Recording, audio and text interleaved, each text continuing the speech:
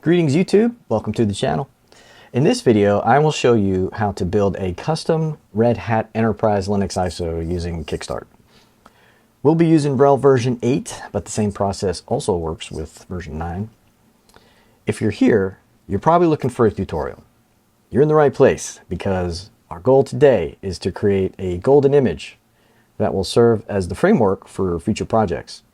Golden images typically have a lot of prep and planning, so we'll approach it as a small project. Be warned. The good news is I wrote scripts to help us out, and we'll provide them in the links below.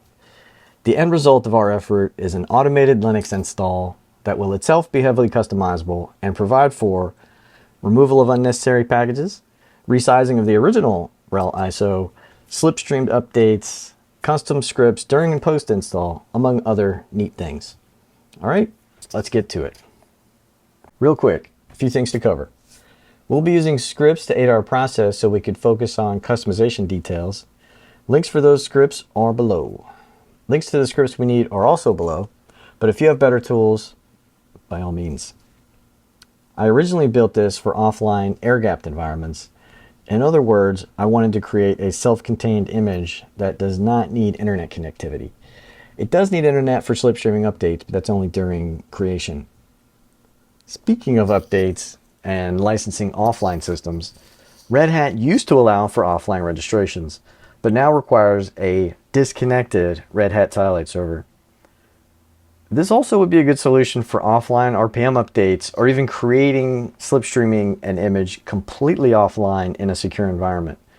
Check out the Red Hat link to learn more and make sure you follow software licensing rules offline or not.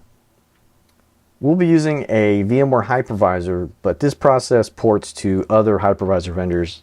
I tested Proxmox. The only issue is updating the NIC interface numbers and the hard drive type. Otherwise, good to go. So I assume other hypervisors or even the physical deployment would work with some minor modification. This process creates a 64-bit UEFI image only, so if you need 32-bit or legacy BIOS, you'll need to do a bit more research. This process works with other versions of RHEL 8, though you'll want to look through the script and check for changes in Kickstart to be sure. These changes should be very minor though. The scripts do work on RHEL 9, and I was able to create an ISO image, but I haven't tested it super thoroughly, so use at your own risk. We'll be installing a CLI-based server. If you need GUI, set that for your particular build and do your own testing. Lastly, why this method and not other methods? Other options exist. Red Hat Image Builder, Packer, they all do similar things. Even though this method is a bit old school, it's still extremely useful to have your own custom ISO. Also, just because it was made for offline environments doesn't preclude the use of other cloud-based tools or deployment methods. But hopefully you'll learn enough here to decide which method works for you. All right, let's get to our plan. This flowchart shows our project approach. As you can see, each step is numbered and flows in order with a short description. The brackets indicate which script is ran to accomplish each step. The script package can be downloaded from the links in the description. Quick FYI, if you haven't noticed by now, I use the word ISO and image interchangeably, so don't be confused if you hear that. Also, if you haven't downloaded and set up the required ISO and tools, now's a good time. Step 1. Initial environment build. First, we'll download the RHEL ISO and install it to a virtual machine. This will provide us with an initial configuration and environment that we'll begin customizing. For this video, we'll be doing a basic CLI server install to keep things simple. Step 2, customize and build the first ISO. In this step, we'll modify the Kickstart configuration and build the first custom image. Installation of the image from this point will be an automated Kickstart using this config. Step 3, install the first ISO. After you build the first ISO, install it into a second virtual machine. This will become your full dev environment where we can customize and test, then rebuild as needed until we reach a desired end state. Step 4, install any other packages. Further customize Kickstart config. Here we will expand on the scripting and customization capabilities of Kickstart to ensure the ISO has any other necessary settings, features, or added capabilities. Step 5, obtain updated RPMs. This step will outline how to obtain the necessary updates for any installed RPM packages available from Red Hat and set them aside for slipstreaming. Step 6, slipstream and shrink. This step integrates the RPM packages from step 5 and shrinks the ISO down by removing any 32-bit or non-necessary RPM packages. There's a lot to be saved here. For example, on a minimal install, the RHEL ISO shrinks to about 2.5 gig from 14 gig. Step 7, build final ISO and test. Once we built the final ISO, we verify by standing up a new virtual machine and installing our image. If we need further changes or future updates, we restart at step 4 and go through the steps again until the image is where we want. At this point, the image creation and install process should take less than 20 minutes, so testing should be quite fast. Hopefully that gives you a good overview. Later in the video, I'll cover a more detailed example of a Kickstart configuration that includes several customized features such as terminal multiplexer, script execution, security options, and other things. All right, let's start step 1. All right, step 1 of our plan. Set up the initial RHEL build environment. After you've downloaded the offline RHEL 8 ISO and installed VMware Workstation Pro, load it up and create a new virtual machine. There's a lot of custom options we need to go through to make this work, so don't deviate from these settings. Otherwise, later you're going to have issues with your Kickstart configuration and it may not come out as you expect. So we'll begin with the custom install. Hardware compatibility, Workstation 17, that's fine. Install the operating system later. Linux RHEL 8 64-bit. To help keep all these different builds straight, we'll come up with this nomenclature. As we make more VMs, maybe this will become like V1, V5, etc. This location, we want to make note of it. We'll have to modify this VMX file later on. We'll go with 2 cores, 8 gigs of RAM. When you use host-only networking to keep this build isolated, this will show as VMnet 1 on the host side. So don't forget to set the IP address on that NIC as well so you can talk to the VM later. SCSI controller, we want LSI logic. Virtual disk type, we want SATA, as that will show as SDA or SDB within the Linux device naming scheme. This makes it more portable to ESXi. We want that. Create a new virtual disk. Keep it 600 gigs for now. Single file, thin provisioned. Name is fine. Hardware list is good. All right. So there's a few settings we need to do here before we turn it on. First one being our CD-ROM drive. We need to point it at our ISO. The options we want are time synchronization and UEFI. So make sure those are set. Now, we need to turn on the virtual machine before we modify the VMX file so that it initializes the VMX file first. So turn it on and turn it back off.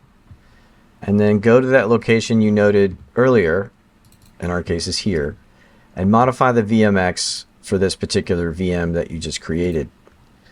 You're going to open it and then locate the Ethernet 0 PCI slot number, which in Linux is going to be our first network number. So ENS 192 is what we want to make this portable to ESXi. So just save it, close it out, turn on our VM. It's going to boot from CD. I'm going to skip the media testing and hit the install, and then just wait for the install screen to load.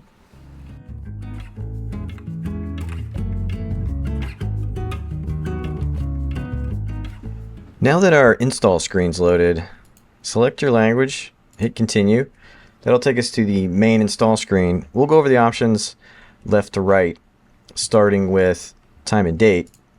I'm going to use Greenwich time, which is here.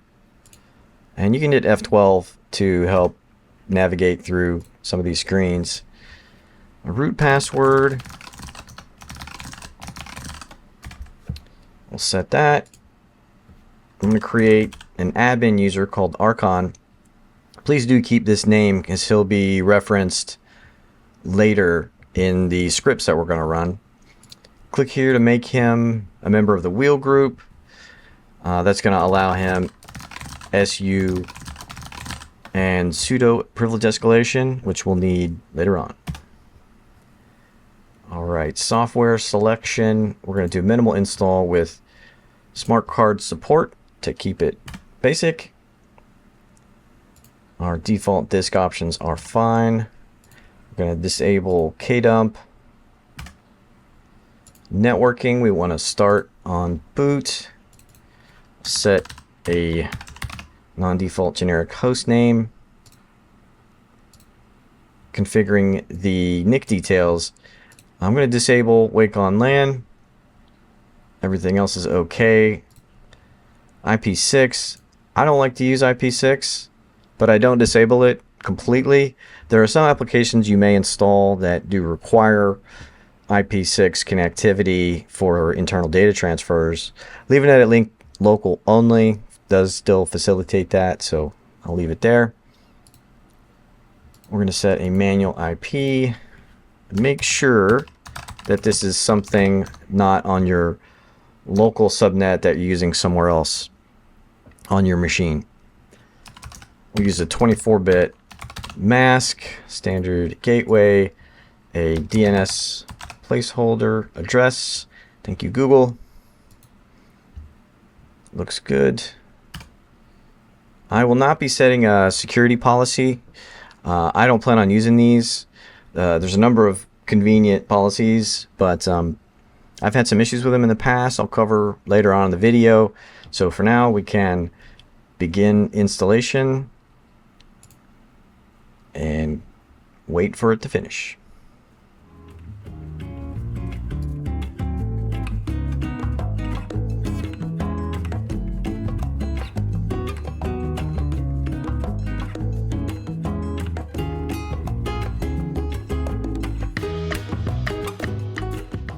Good to go. Let's reboot.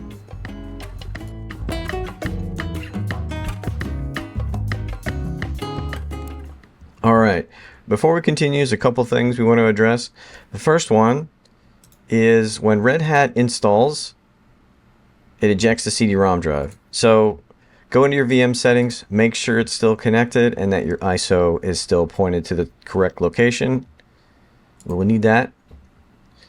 The next thing is SSH. Whenever you SSH to a newly built Red Hat box, for whatever reason, there's a delay in logging in and asking for the password. A little annoying, and it's pretty easy to fix. So we'll do that real quick. Log into the virtual terminal. We'll use VI to modify the SSHD config. Use /GSS to jump to the setting. GSS API authentication. That needs to be set to no. We'll press I to go in insert mode. Escape to get out. :WQ if you happen not to be familiar with VI. Next, we'll restart the daemon.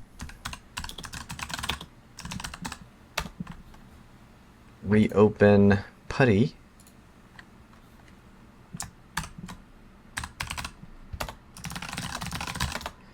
And we're good to go. So like to use PuTTY, we'll be using it moving forward for the rest of the steps. The next thing to do is upload our scripts. So I'm going to use PuTTY Secure Copy. Go into your terminal window. If you happen to have WinSCP or some other program you like, by all means.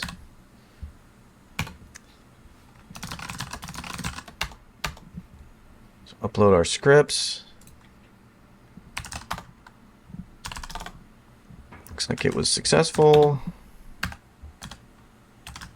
We'll uncompress them.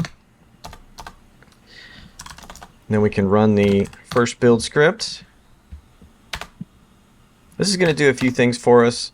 It does some basic error checking in the beginning, checks the original ISO, sets up a local repository to install some RPMs from.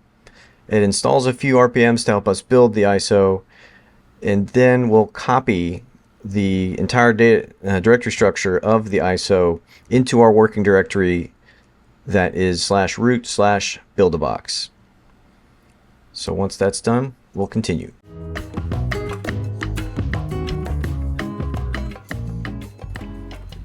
Good to go. So we'll want to copy our scripts into the buildabox directory, as well as the anaconda kickstart file that was generated as a result of the install that we just did. A note about the script, the first run script: if you happen to mess up the buildabox directory, or you break out of the script for some reason, you can rerun the script if you need, and it will delete the /root/buildabox directory and then reset everything up like new. So you don't need to rebuild the VM just to get back to this point. Once you've copied everything, go into the buildabox directory. It should look like this, and if it does, you've completed step 1. Step 2. Customize and build the first ISO. Now that our build environment is established, let's customize a bit and create the first draft of our image. Between steps 1 and 2, I updated the scripts zip file and added this sample kickstart configuration file. It's still simple, but has a little bit more framework demonstrating how the customization will happen. I'll use this new file for now, but we'll get even more detailed later on. Regarding your anaconda kickstart file and copying it to the buildabox directory, you don't have to do that for now. It's a reference file. If you want to kind of merge these two together and make some changes, it's convenient to be able to do that. For now, let's take a look at the new sample kickstart file. Let's open it with Nano. Okay. This first command uses a text environment during the installation process versus the GUI one. This turns on logging. The media check forces an MD5 verification on the image when the install occurs. You can escape out of this if you want. I like to have it for some extra security. Repo setting, I'll mess with that. The package list here, I added some to show you how the package install might work. Just add whatever else you need in here. Make sure you don't misspell it. It will usually determine all your necessary dependencies automatically unless the dependency doesn't exist in the regular Red Hat repo, though it normally does. Keyboard layout, network settings, change what you need. Disable first boot. The hard drive settings here are very important. 0 MBR and clear part all. That is going to delete whatever's on the hard drive. So be careful with that. Time zone. If you have from your original Anaconda file a different password than I do, and I'm sure you do, you want to copy and paste those hashes here. Just replace the whole line. The last section here I added was the post section. This will allow you to write any custom scripts you need and put them in the post install. And this is where a lot of the magic is going to happen in terms of customization. It's a real easy process. Just add this line, set your interpreter, bash scripting, quite popular. I like that. Anything that goes wrong in this script, it will send all the error messages to this log file here. So when you're troubleshooting your ISO installations, you'll want to look there very closely. Stepping through the script here, make sure the source is available. So we mount that, remove a couple of RPMs that we don't need, particularly if we're offline.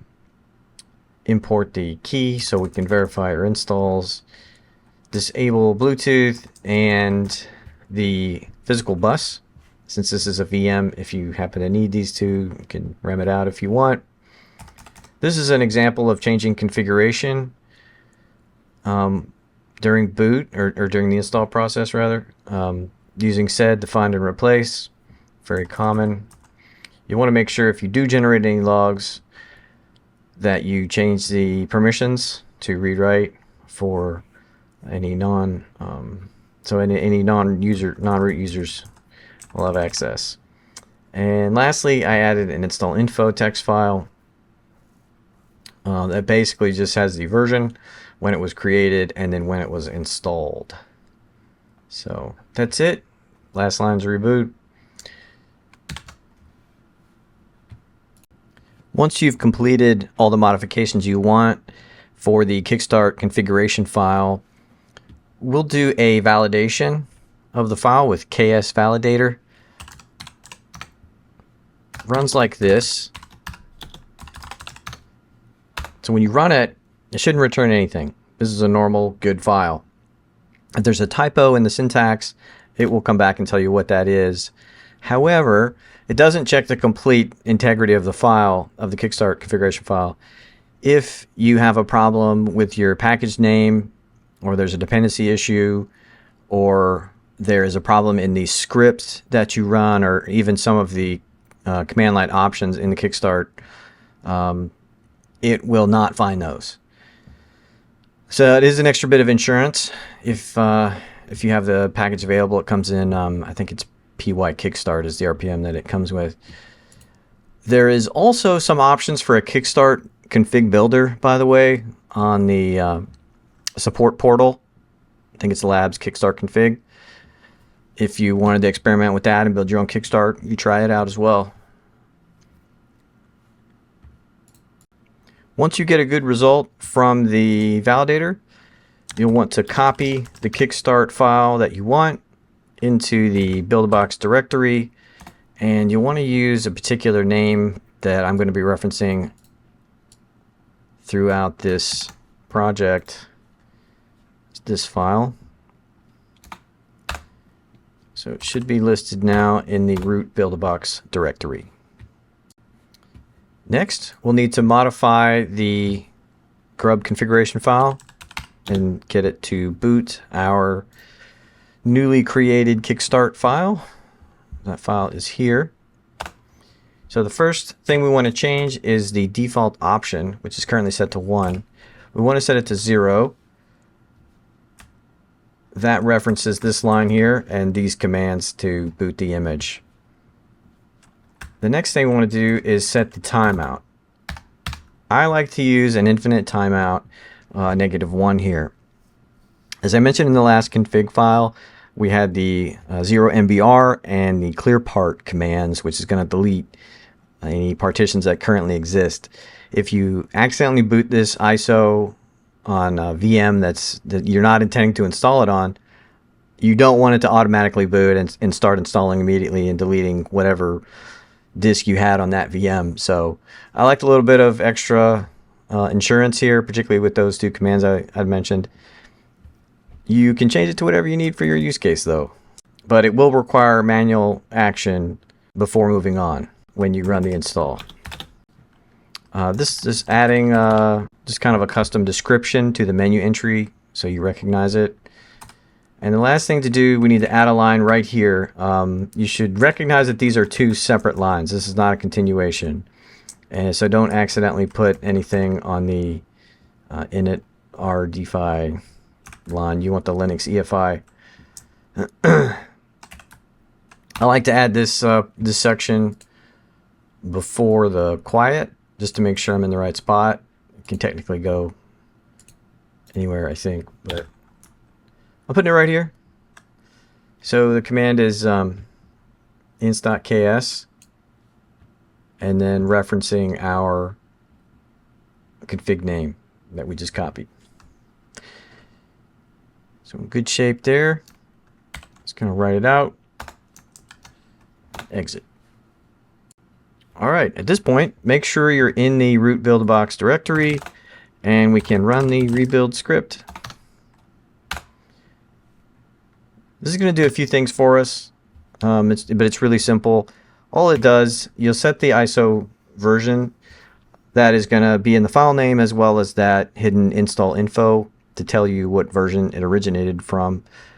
It's going to compile all the files in the root build-box directory into an ISO. It will make it bootable, and then it will add an MD5 hash for media check verification.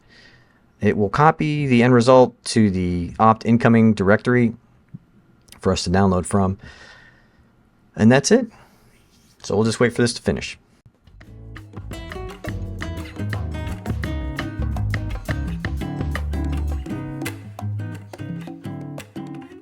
Okay, now that that's done, you have an option here at the end of the script if you want to do an extended test. Basically what that does is does a sort of manual media check, the same check it's going to do when you install it. We're going to forgo that and then proceed to downloading it. Note that the location of the generated ISO is here. So what we're going to do, let's go back to our host. Just open a terminal window. I'm going to use PuTTY Secure Copy again to download this image.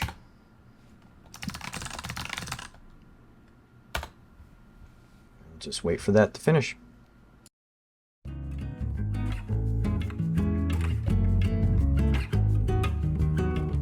Okay, there's one more thing that I like to do to make sure the copy was successful, and that is verify the hash. In Windows, that's done with sort util in this command. So give that a second to finish. Alright, check to see the hash is the same, and it is. And if you see that, you've completed step 2.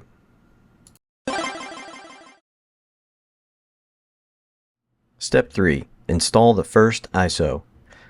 Now that you've got your first ISO built and downloaded, we will install it into a second VM. Before we continue, shut down the initial build environment, but don't delete it. Next, create a VM just like you did in step 1 with the same settings and options. I'll step through this quickly since we did it already. And don't forget your advanced options, the ISO name, UEFI, time sync, and the VMX modification.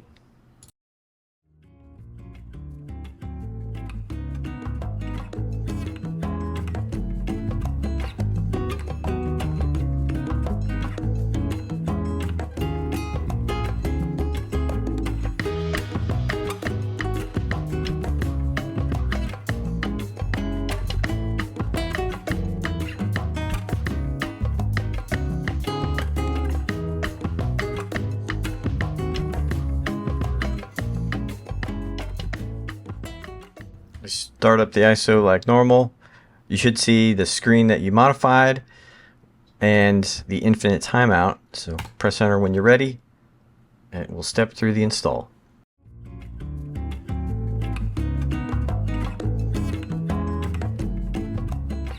So everything about this install is going to be automated. As it proceeds, there's a few things you can look at. The installation checkboxes, you'll want to make sure they're all X'd. If your network isn't checked, usually that means you didn't set the Ethernet PCI slot number, or if you had issues sizing your partitions, that will show up here. If you get to the point where it starts counting up with package numbers, then you're going to have a successful install. The only thing to watch after that is going to be your post-install scripts, and we can look at the logs when the install is complete. But if you made it this far, should be good to go. We'll just wait for it to finish from here.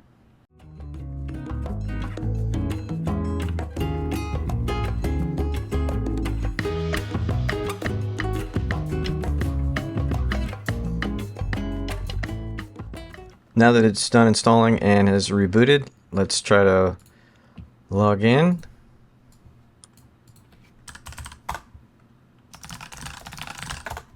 Note that we didn't get any lag on the SSH.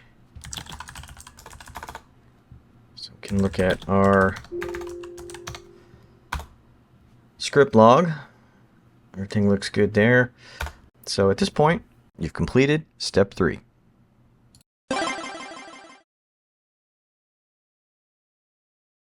Step 4.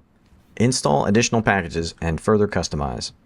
With the install completed, let's begin further customization. Scripts to support this are on the ISO. Mount the CD-ROM and copy all scripts to root.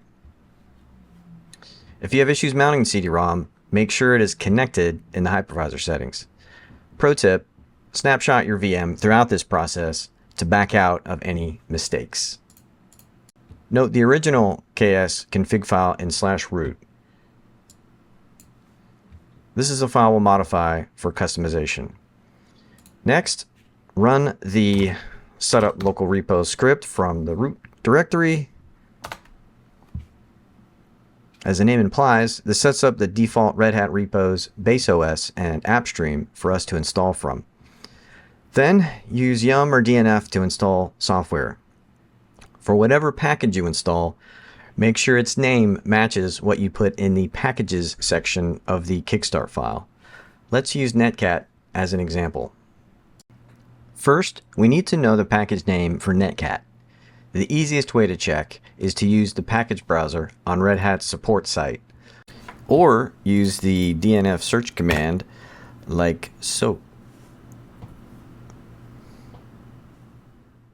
Alternatively, you can use the DNF repo query command. I like this example. I will say that dealing with packages in this way is an inexact science, but it works. What this is going to do is look at the before and after 20 lines when it matches the keyword netcat. Then it's going to grep for name. What that does is give us the package name for probable matches to what is netcat.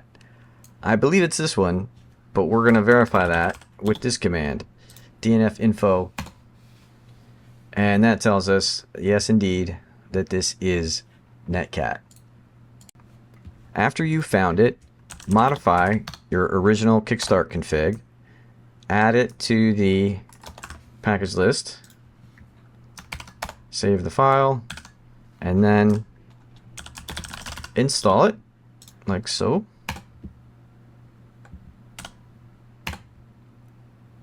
And then repeat this for any other packages you need. Again, the name field needs to match.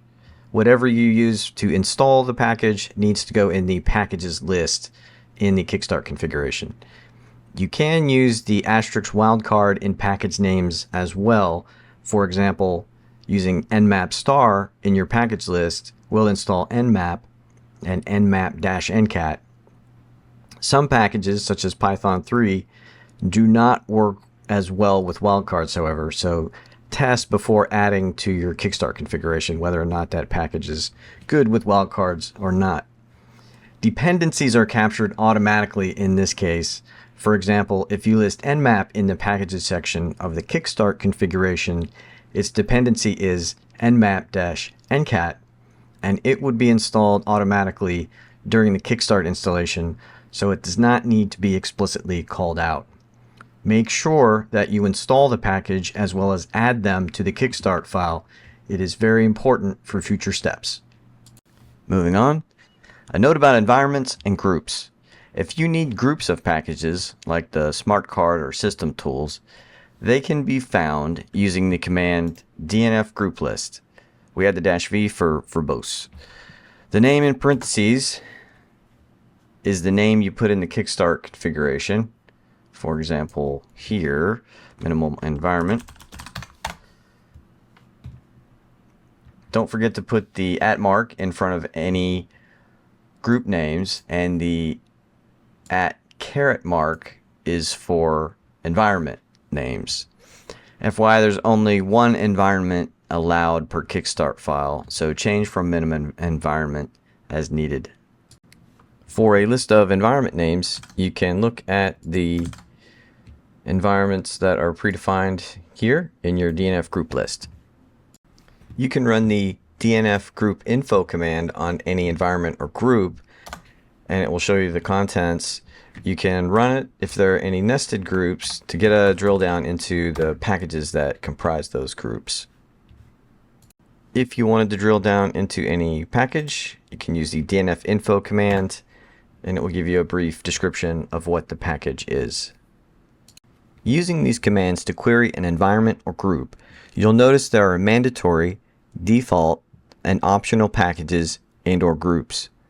Mandatory and default groups and packages are installed when you run the install command or reference them in the Kickstart file. Optional groups and packages are not installed unless you specify. If you need the optional packages, modify your Kickstart configuration file and add the optional keyword after the environment or group name, like so.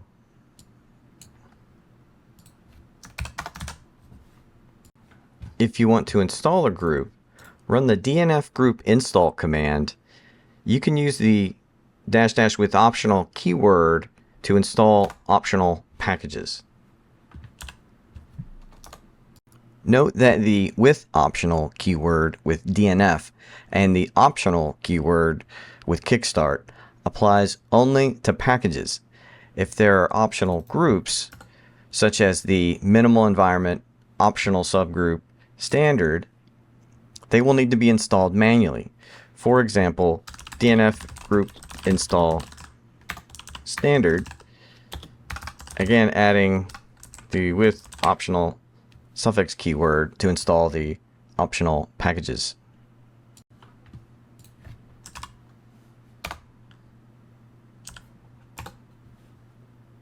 If there are groups with only optional packages, such as network server, you will need to specify the optional keyword to install the group.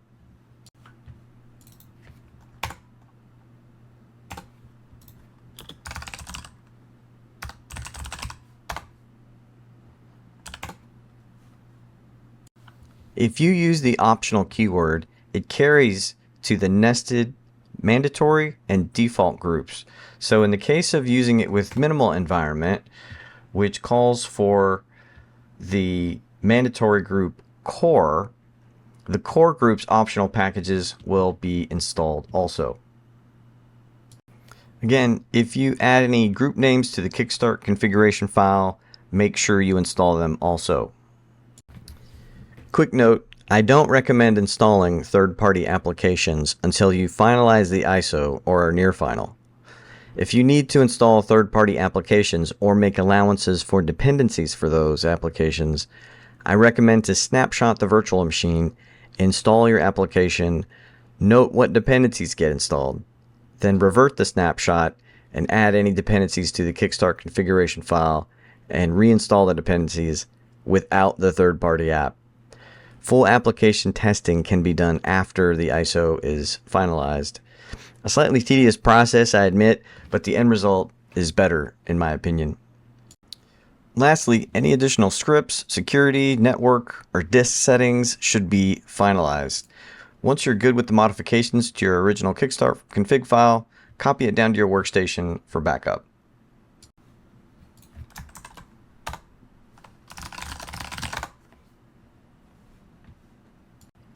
This step ended up being longer than I planned, but package selection is one of the most time-consuming and important parts of a build. Hope that gives you a good overview on package navigation and installation. Try to match your requirements as best you can, as opposed to installing a larger, unnecessary set of packages just to get some quick capability.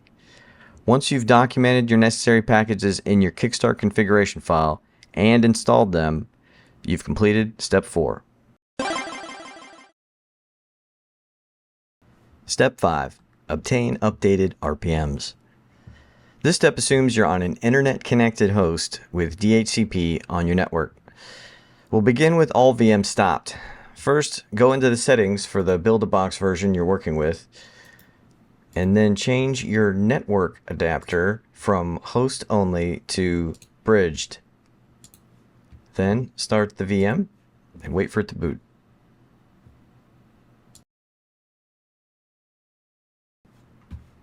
Once it's booted, logged in as root and run the nmtui command, we're going to edit the ENS192 adapter, set it for DHCP, it's automatic.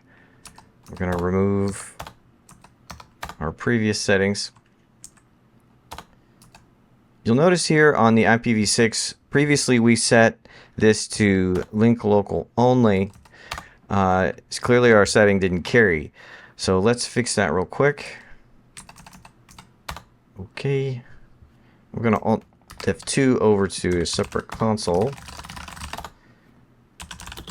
And we're going to edit our KS file real quick. I'm going to add the IPv6 setting.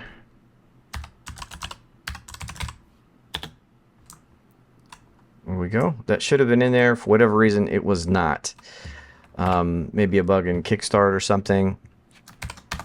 But this is a good example of validating your settings in a test phase before you put it in production to make sure it's doing what you expect. So I'm going to write it out, exit, and then console back over, Alt F1 to our NMTUI screen. Go back. I'm going to deactivate and reactivate the connection.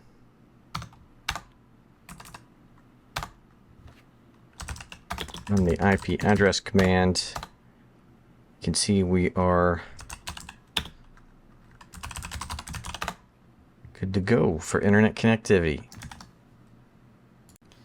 Now that we're online, we need to register the system with Red Hat. From the console, run the subscription manager register command and then type in your username and password. If you've registered successfully, your screen should look like this. If you're encountering any trouble, check the usual suspects, NIC settings, firewall. You may have a different Red Hat support account. Mine is a developer account, so this command works directly. You may have maybe a managed account or a ELA type account through Red Hat, in which case you may need to attach it to a subscription first. So log into your support portal if you're getting any trouble along those lines. Before we proceed, make sure to delete any existing repos as they will interfere with our update process. Just clear the screen real quick.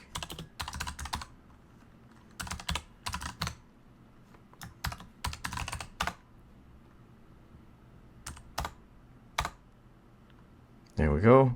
You may see a local repo file if you previously ran the setup local repo script, in which case make sure to delete that as well.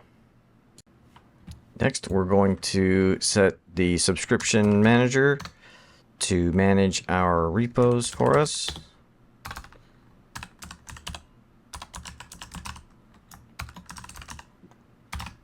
That is done with this command. Once that's done,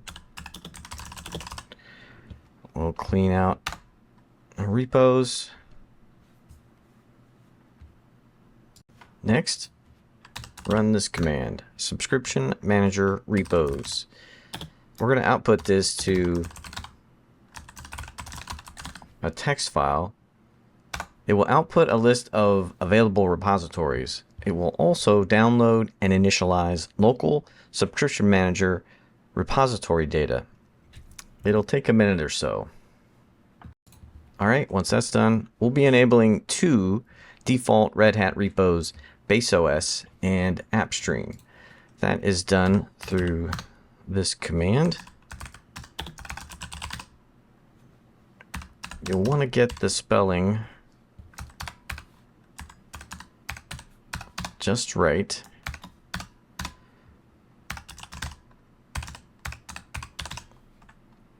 Otherwise, it won't like it. You'll find this name also in the repo list file that you just downloaded. Okay, next we do the AppStream repo.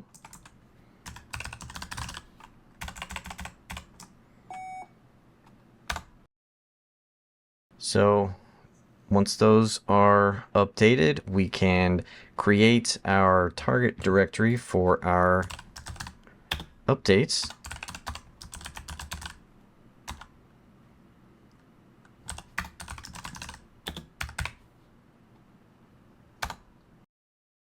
All right, next we'll go into the directory we created for our updates and then initiate the download of the updates with the DNF command, which is this. This specifies that we're going to update the system, only download the RPMs and not install them, and use the local directory to download.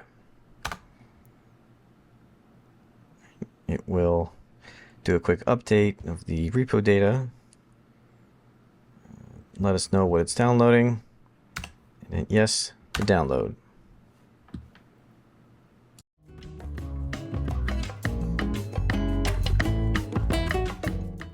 Once your download is complete, just do a quick check, make sure they're there. Looks good. Once you've downloaded and made sure you've got all of your updated RPMs, because the system will not be used in production, we should remove the registration and the subscription. Do that with these commands. Unregister, and then remove all. And I don't have any subscriptions tied to it, but you may if you have a different type of account. You may also want to log into your account portal and verify the registration and subscriptions were successfully removed. And after you've done all that, it completes step 5.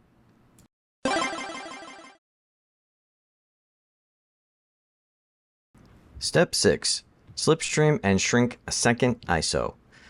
Now that we have our updated RPMs, let's recreate our build environment and integrate the new RPMs. Before continuing though, let's revert our network settings to our previous configuration and reboot. First, we'll set the virtual machine network adapter back to host only from the bridge setting we used previously. Then we'll use an MTUI on the console to reset our settings.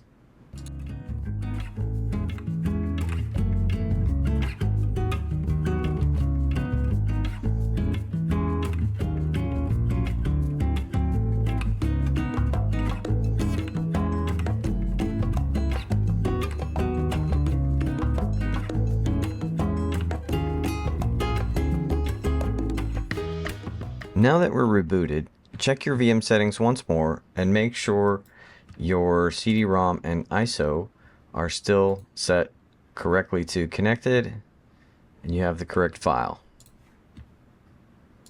Next, we'll switch back to PuTTY, log in,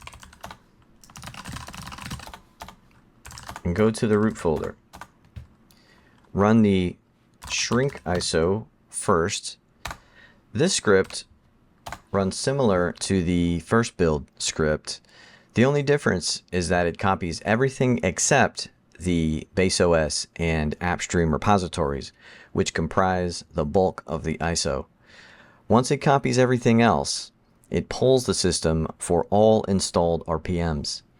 Then it reaches back into the original ISO, copies and sorts only those installed RPMs to a new base OS and AppStream repository set within our root Build-A-Box working directory. Lastly, it recreates the XML repo data from our new package set. This is why it is important to ensure all packages you need are installed, otherwise the packages you referenced in your Kickstart file will not exist on the new slimmed down ISO. I confess my scripts are not perfect, so I included some logging files in case there are issues with the process. Check the log files to ensure you don't have any weird errors. If you see GPG pub key errors like these, they're basically cosmetic and you can ignore. Now that we've slimmed down the ISO, run the Slipstream update script.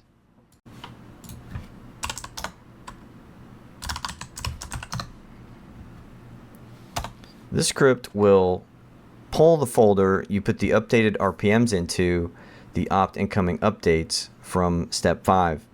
It will then compare those RPMs with the contents of the base OS and AppStream repositories on the root build-a-box working directory and determine which is newer, then copy the new RPM and delete the old RPM.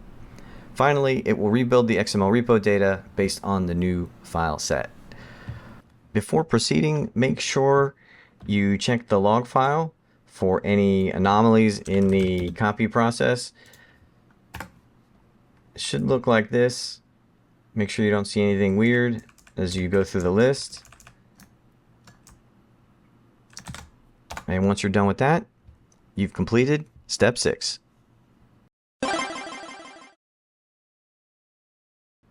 Step 7. Rebuild final ISO and test. The last step is to rebuild and download the new version of your ISO, which should now be significantly smaller and have the latest updates. First, let's change to the root buildbox directory and verify the contents. Check the size.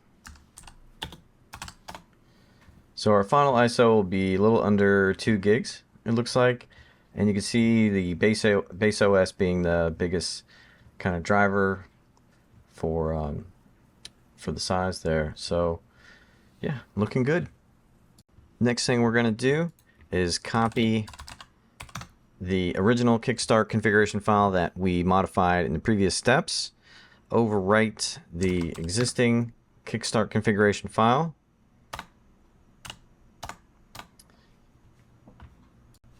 take a look at it, make sure it's correct. And for extra credit, we'll run KS validate on it. And it looks good. All right, next thing to do, we're going to take a look at the grub config file. Make sure your settings here are still good. Referencing the Kickstart file here. You can also make sure your menu description here is what you want. You can also modify your other menu selections here. Just take the inst.ks and put it here as well. Previously, you could have started the install again without the Kickstart before this image was built, but now that you have slimmed it down, it will not be able to do kind of a default install, and it must be fully custom at this point. So don't forget to make those final modifications. All right, before we rebuild, you might want to take a look at the structure of the ISO files here. If you want to delete any of the scripts, now would be a good time.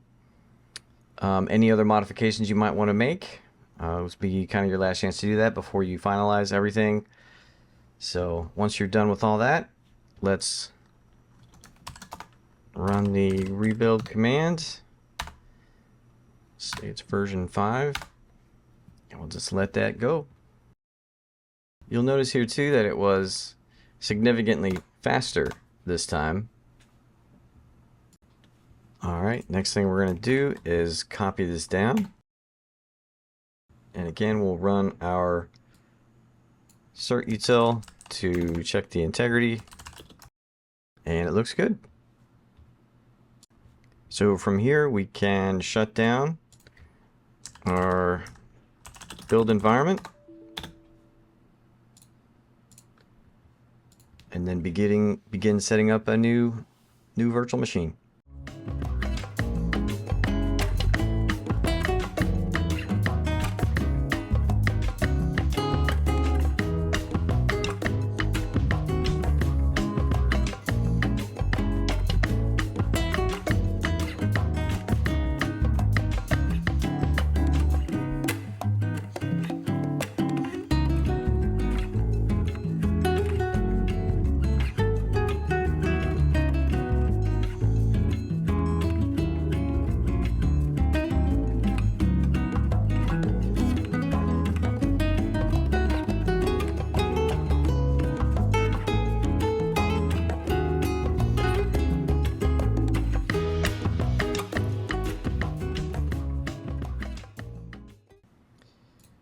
Now that we're rebooted, let's log in.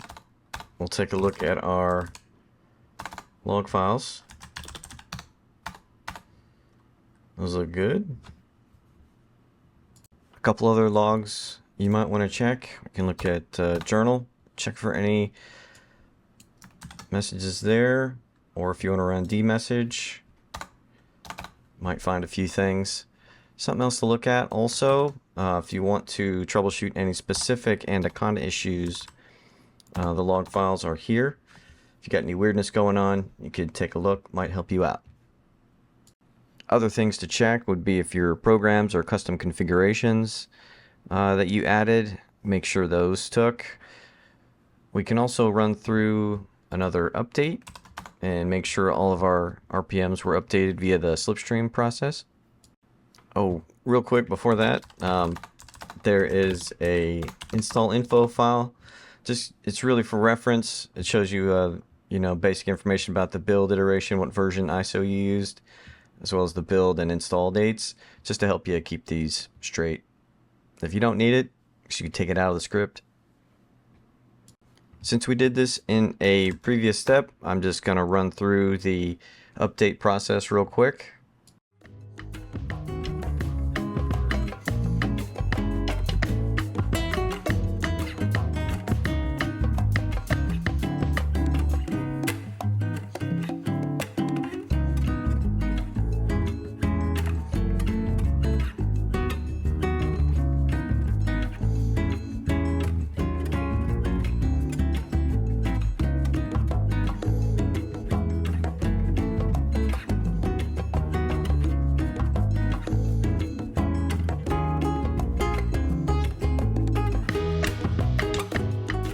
So as you can see, in the time it took for us to build the first image, there's been a minor update to the grub2 package set.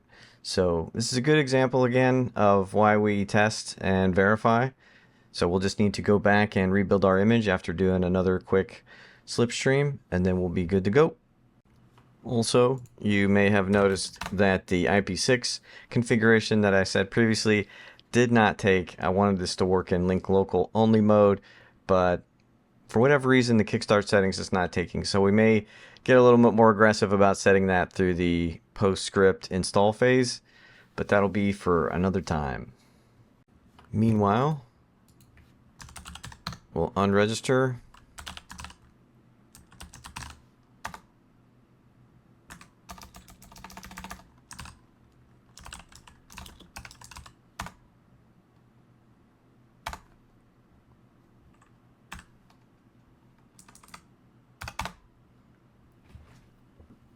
And don't forget to also log into your Red Hat support account and check your subscriptions to make sure you're not keeping any non-production or non-development systems. We're going to shut down and delete this ISO and start over. So just make sure it's cleared out, and then we'll get to rebuilding the next version of our ISO.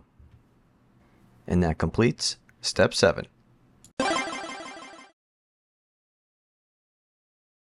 Step 8. Repeat as needed. Let's step through rebuilding and updating our ISO.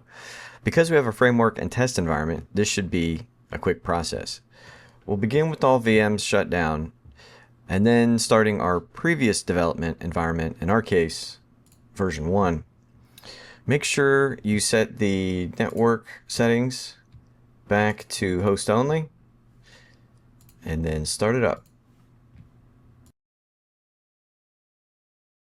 We'll leave the version 5 alone for now. We're going to reutilize that here in a little bit. We are effectively starting back at step 4, so any changes to the Kickstart configuration or PostScripts can also occur, which we will do now. You can start by logging in. You might see this security key mismatch error. If your SSH keys get redone on the same IP you've been SSH to, you get that warning since we've been reinstalling. This is normal. So recall our IPv6 problem with the settings not taking after reboot. Turns out this is a little tricky to fix. Anaconda kickstart runs in chroot mode, and network manager isn't fully functional, so NMCLI is out. Even the use of the offline mode that NMCLI has, which you can use, but it's not as easy to read in our predefined settings from the earlier part of the Kickstart network configuration. So after some offline research, I came up with a short script, which I already put here. So this script, just a quick walkthrough of what it does. It will do a find and replace first on these files. The said command will search and replace for this setting, the auto configuration for IP6. Whatever it's set to, it just makes sure it's set to no, and it will do that for any of the interface configuration files in the sysconfig network scripts folder. These are the same files that NMTUI and NMCLI will modify when you change settings via those commands. The second line of this, because this setting is not in the configuration file by default, it will see if it's there. If it is, it does a find and replace to set it to the correct setting here, which is stable privacy. If it is not there, it will add it to the end of the file. Oops. Just a quick kind of for loop on a single line to do that per file in the etc sysconfig network scripts folder. In our case, we only have the one, but I wanted to make sure the logic was correct here. That particular setting, the address generation mode, it will set it to stable privacy instead of the default, I think it's called EUI64, based on the MAC address. This actually makes it based on a hash of the MAC address, so it is stable but also private. The next set of the script will output these lines into a sysctl script file. These settings are all kernel based, and this file holds all these settings.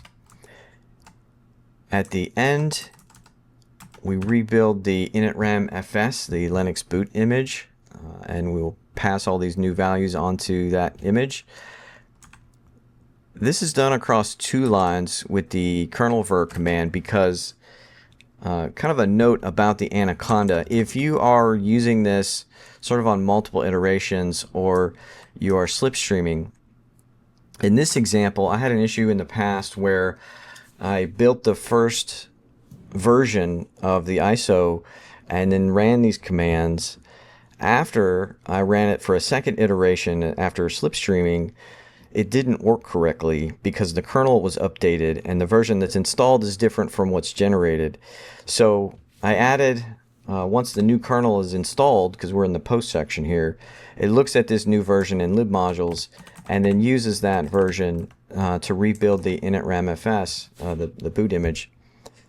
This works very effectively, so if you change versions during the install process, as we did, it will rebuild the correct version. So that's why we do that. Another example in Anaconda Kickstart I've created here is the RPM command here, where we check to see if the RHC and Insights clients are installed. If they are, remove it. If not, just say package not found. And on the first iteration, when we build it the first time and then set up our V1, it'll remove it. After that, successive installs, they will not exist since we removed them previously. So you want to think ahead a little bit as you're constructing your Anaconda Kickstart for these different iterations or potential modifications that you do, such as slipstreaming, or if you make updates in the future, you'll have to come back and look closely at your log files to make sure that the changes that you're making aren't causing other problems, and you'll need to adjust your configuration file based on that. Now that we're done with our Kickstart modifications, we'll run the ks validate command again, and that is done with this command. Again, it's not going to check our script that it has integrity and it works well, but it's good insurance. If you do want to do like script troubleshooting, I recommend that in our case, for example, we would have done some script testing in version 5 and then output the results to a notepad and then copied them back here. So this is kind of our throwaway test while we build and customize and make sure everything works correctly on our master image before we rebuild the final. All right, moving on to our updates. We'll start by running nmtui.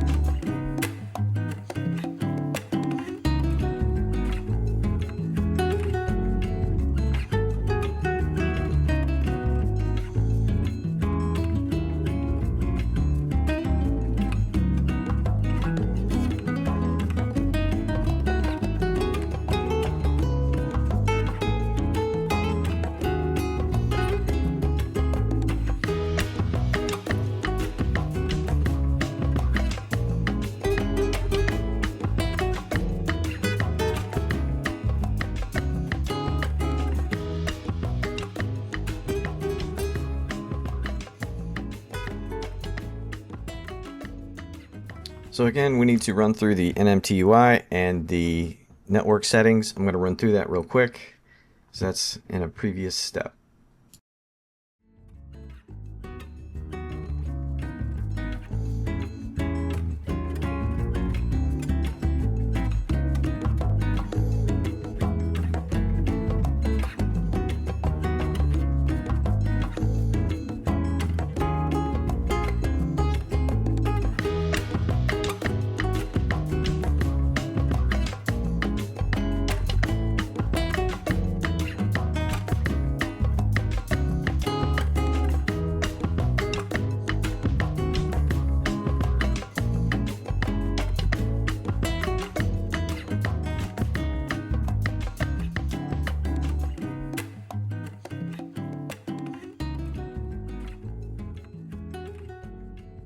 All right, so from here, we're going to shut down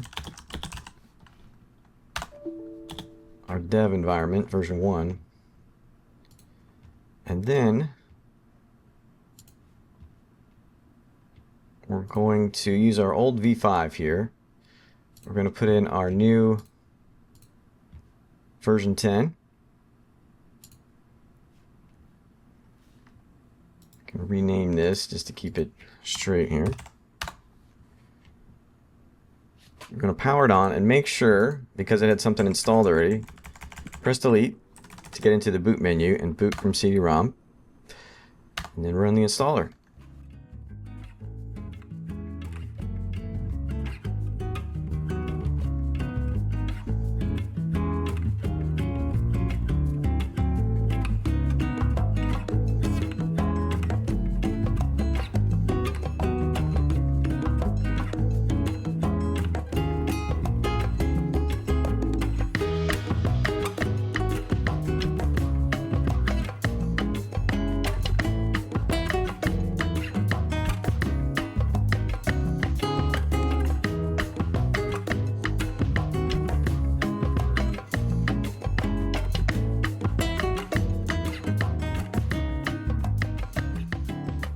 Alright, now that we're rebooted, we'll log in, check the logs and the IPv6 settings that we're concerned about. Got a few more Draycut messages related to the initramfs rebuild. These are looking good. Next thing we want to check are the IPv6 settings.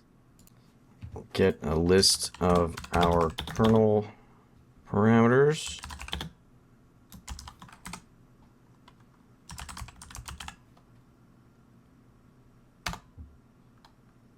Filter on some IPv6 stuff. So our auto configuration got turned off, is what we wanted.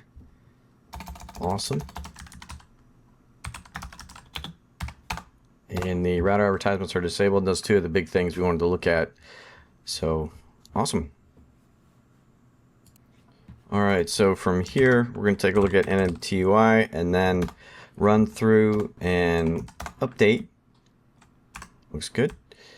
And we've done that before, so I'm going to kind of rush through the process and follow along. If you want to slow it down or you want to check out the previous step where we did this, by all means.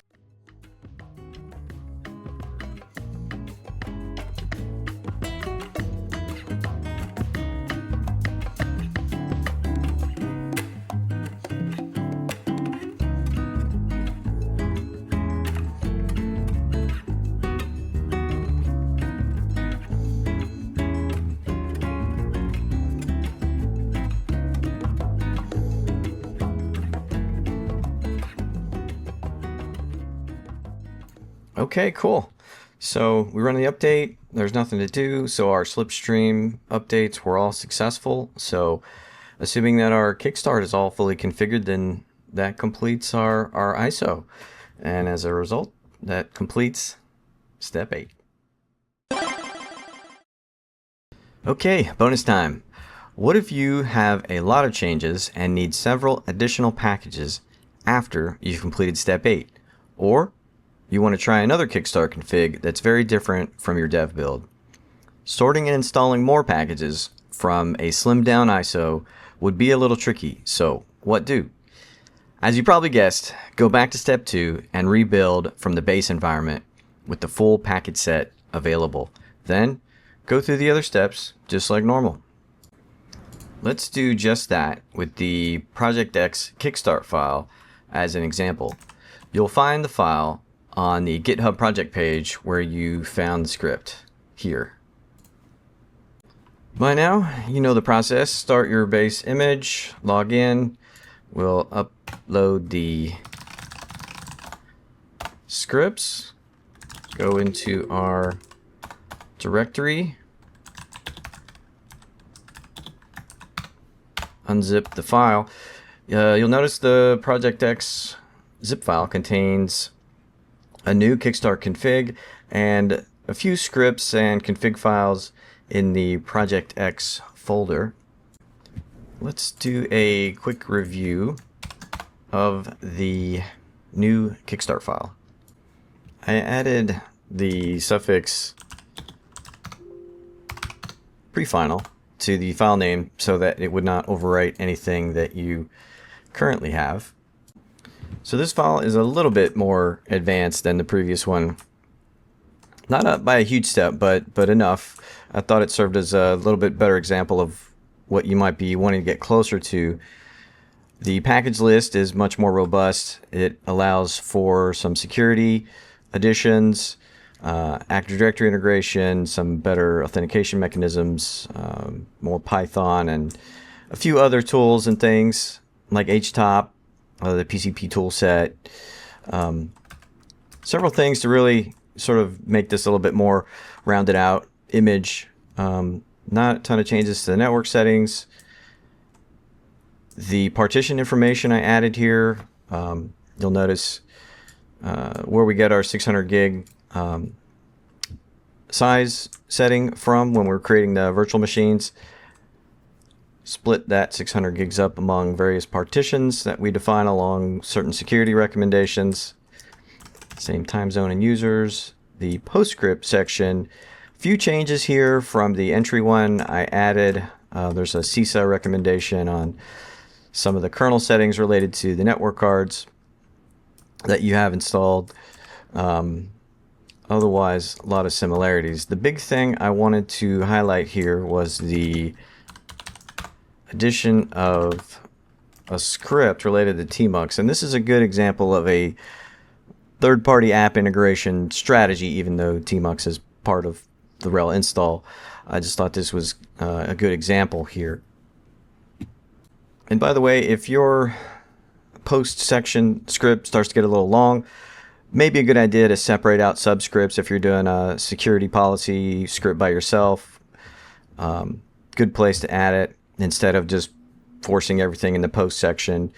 I left everything here instead of splitting it up just to keep things a little shorter and just kind of provide some examples. But in a production, you might call separate scripts that do different configuration things. In this example of Tmux, the terminal multiplexer, if you're not familiar with it, really cool utility. Out of the box, I mean, I think you can run it with some command line to make it kind of do what you want, but in our case, I just wanted it out of the box to be how I configured it for any image system. So I made this script and had a config file made up for it. We'll take a look at this script here.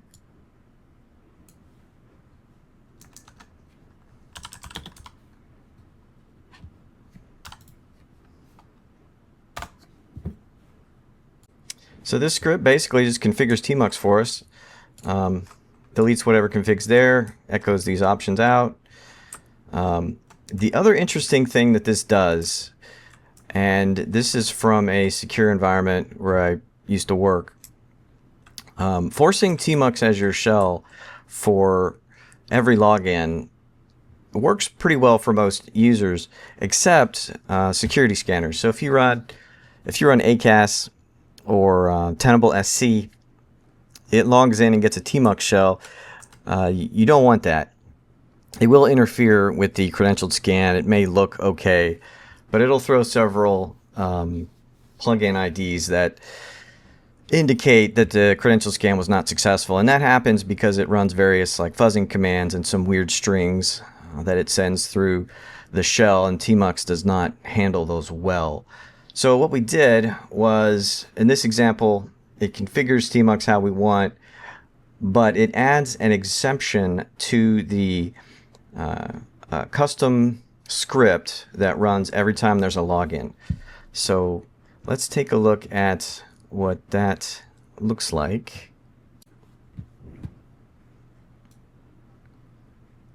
Copy this guy. Okay, so basically this runs a quick script check. If you are local or SSH'd in, it gives you a Tmux shell. If you want one of those not to be true, you could rem that out here in this config. But if you're coming from this IP address, it will not give you a Tmux shell, just a regular bash shell or whatever you happen to set as your default. And you can add and change this section as you need for your particular access requirements. But this IP address is going to be your security scanner. So if it gets an SSH connection, and how these Red Hat boxes are normally scanned from like a Tenable SC security scanner, for example, it usually comes from an IP address, and you want that IP address to just get a regular shell so it can do all its usual scans and system checks and not get a Tmux shell, because it will cause problems. And this is how we solve this particular problem by using this particular custom script. So to just go over the process one more time, the Anaconda post install calls the Tmux script.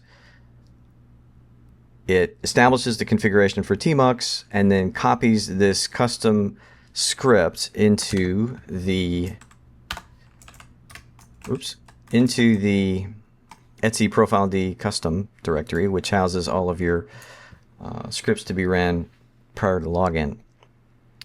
So hope that makes sense. This is the best solution I could come up with, and it worked pretty well in our use case. So there you go. Hope that made sense. It serves as a pretty good example of how you might configure an existing system service, or if you install the third-party app, how you can put a pre-established configuration onto the image without having to manually do it every time. I found this to be the most effective way for our particular use case. We didn't have access to cloud-based or Puppet or Chef or other central management tools to deploy a single image or do Pixie boot. We needed a way to standardize configurations and package sets for a particular application we were deploying to run on a Red Hat server. I did tinker with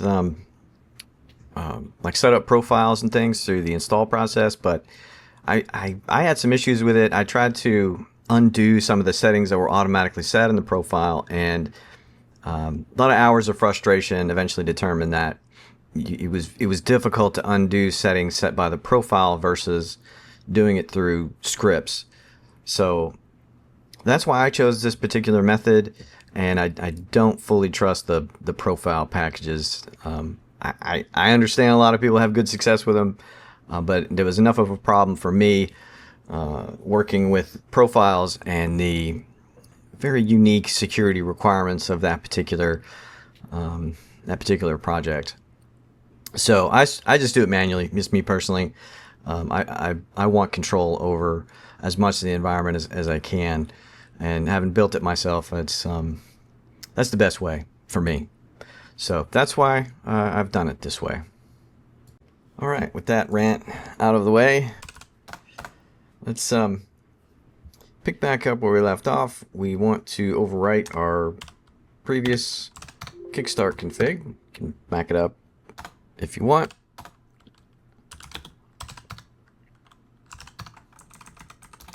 We're just going to rename our new one to the correct name. Run the validate command on it. Just double check and make sure. Looking good. And then we'll run our rebuild script. Give it version 21. Let that finish.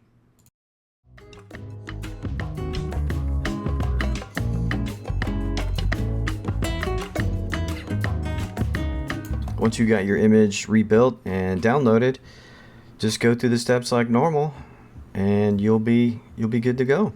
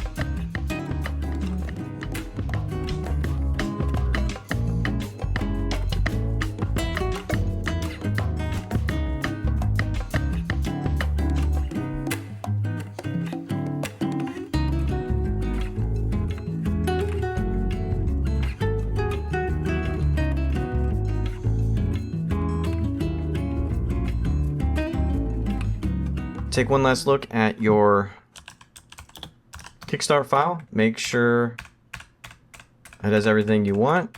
You've done any troubleshooting. Remove any files you don't want. And rebuild your ISO.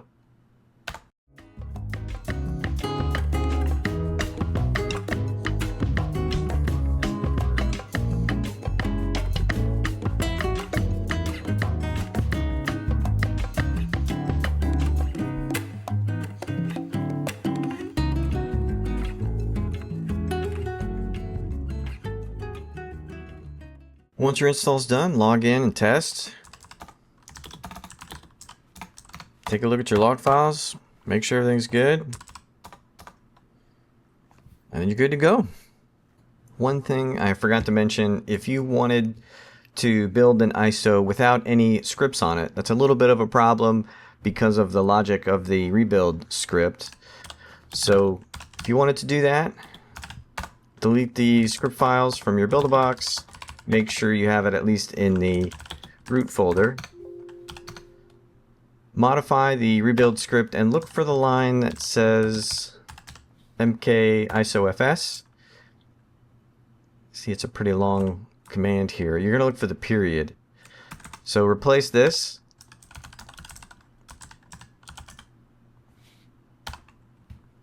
with /root/buildabox like so. And then just rerun the rebuild script from /root. And that will make sure you get an ISO file without any scripts on it.